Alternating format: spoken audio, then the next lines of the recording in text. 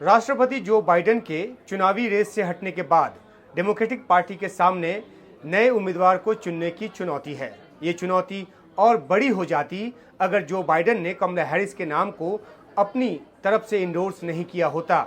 उस हालत में कई उम्मीदवारों के सामने आने की संभावना जो है वो बढ़ जाती, लेकिन क्योंकि जो बाइडेन ने हैरिस के नाम के पीछे अपना समर्थन दे दिया है, इंडोर्स कर दिया है और उनकी कैंपेन टीम ने अपना नाम बदलकर कमला हैरिस के नाम पर कर लिया है, तो इससे जाहिर है कि डेमोक्रेटिक पार्टी ने मोटे तौर पर उनको एक उम्मीदवार के तौर पे स्वीकार लिया है और इससे राह थोड़ी आसान हुई है।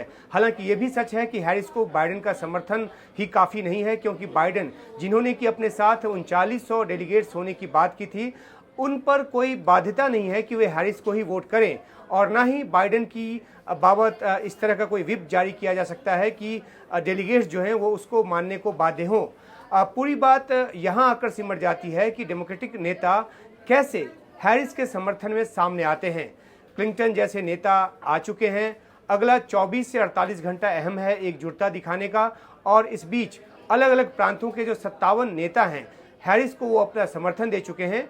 बड़े नेताओं का समर्थन जो है वो पार्टी को एकजुट दिखाने और नैरेटिव बनाने के काम आता है और इस लिहाज से अहम है।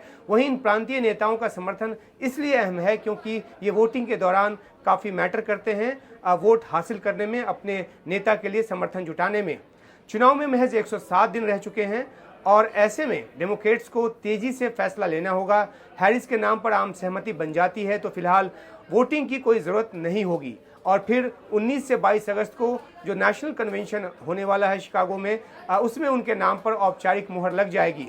रिपोर्ट्स के मुताबिक अमेरिका के 50 में से 33 राज्य ऐसे हैं जहां जो पार्टी है वो अपने नियमों को मानने को बाध्य है, यानी कि डेमोक्रेटिक पार्टी के नियमों से ये जो प्रांत इकाइयां हैं उससे बंधी हुई हैं और उसको मानने को बाध्य हैं। और जैसे पार्टी अपना उम्मीदवार बदलती है तो उस हिसाब से वो बदलाव करने को जो है वो तैयार हैं। फिर भी बैलेट पर अगर बाइडेन की जगह हैरिस का नाम लाया जाता है तो कुछ कानूनी रोड़े हो सकते हैं, खासतौर पर तब जब रिपब्लिकन नेता और हाउस स्पीकर जॉनसन का कहना है कि बाइडेन की जगह आने वाले किसी भी डेमोक्रेटिक उम्मीदवार को वो कानूनी चुनौती देंगे। तो ऐसे में ये चुनौती जो है कानूनी वो बढ़ जाएगी। लेकिन ये भी सच है कि अंत में डेमोक्रेटिक पार्टी के पास एक राष्ट्रपति उम्मीदवार होगा, उसे कोई नहीं रोक सकता। और जिस तरह की सूरत हाल अभी नजर आ रही है उसमें कमला हैरिस का नाम ही जो है वो सबसे आगे है।